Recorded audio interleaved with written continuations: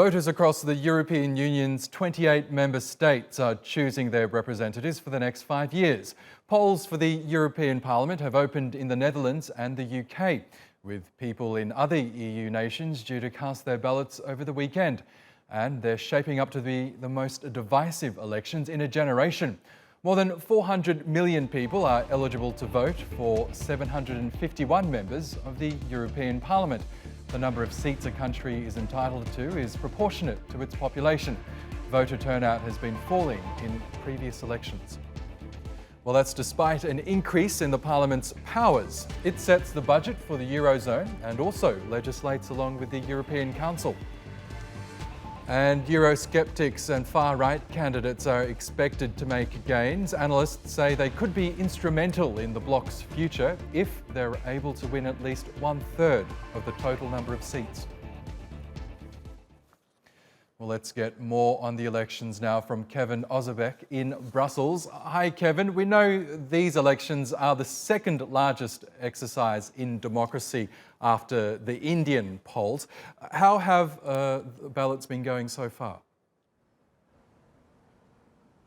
Well, so far so good. Voting just underway in the UK and the Netherlands for now, but tomorrow the polls will be open in Ireland and the Czech Republic. And over the weekend, all of the rest of the EU will be voting in this election. So we should have results sometime Sunday evening, Central European time.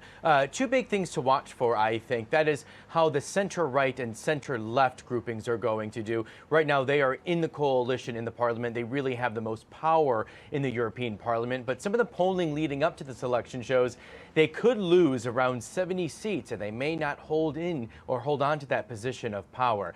Another thing to look for is how are those Eurosceptic nationalist parties going to do? Polling shows that they could win 1/3 of the vote. So not enough to gain control of the European Parliament, but certainly a much more powerful voice here in Brussels and in Strasbourg, where the European Parliament sits. Yes, it is interesting that the UK is actually taking part in these elections, seeing as though they plan on leaving the EU sometime this year. How did that come about? Why are they still participating?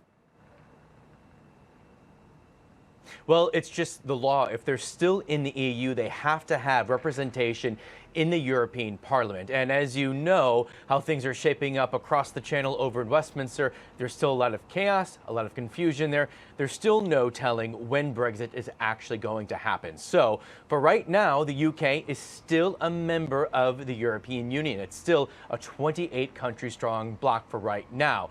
In order for that to keep going and the Brexit process to keep kind of going down this uncertain road, the UK has to remain in the European Parliament for now. And the other 27, during all the tough negotiations, when there was so much cloudiness over Brexit, the EU 27 made it really clear to Theresa May that there is no getting out of these elections unless you want a hard Brexit, and she opted to stay in the EU for now and to hold these elections. Yes, and a lot of people are watching for the rise in Eurosceptic and nationalist candidates. Tell us, where are they coming from in the European Union?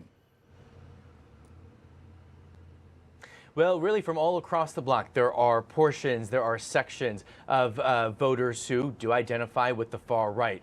We talk a lot about the rise of the far right, but I think it's also important to stress there's also the rise of the people left of center, the Greens and other parties in that spectrum also are projected to do really, really good. So we're seeing kind of many voters saying, you know what, no thanks to the center right or center left. They want to try something new. And it's not just that they're going to the far right, they're also starting to look left of center as well. So it's not just a simple narrative here that Europe is going to the far right, much more complex than just that.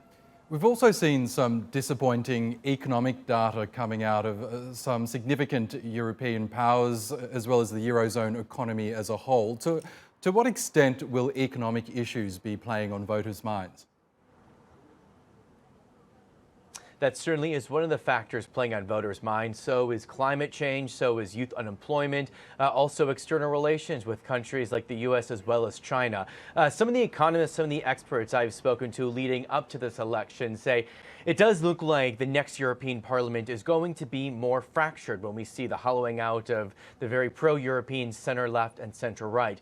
But one economist who I spoke to said he does think this new parliament is going to want to take a much tougher stance towards China. That doesn't necessarily mean this European Parliament is going to look like the Trump White House, but it does want to make sure that the middle class of Europe is protected, that this continent isn't continued to be flooding with cheap Chinese products. They want to make sure that the forced transfer of intellectual property and technology into China is stopped. They want to make sure the playing field is quite even. So some of the experts I've been speaking to predict this won't necessarily be a protectionist European Parliament, but they certainly do want to protect certain aspects of the EU economy.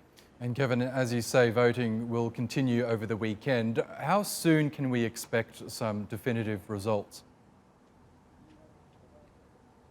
Sunday evening, Central European time, we should know the makeup of the new parliament. Now, that doesn't mean that everything is going to be done and dusted. On Tuesday next week here in Brussels, there is an informal meeting of the heads of state or the heads of government. So we're talking about the German Chancellor Angela Merkel, French President Emmanuel Macron.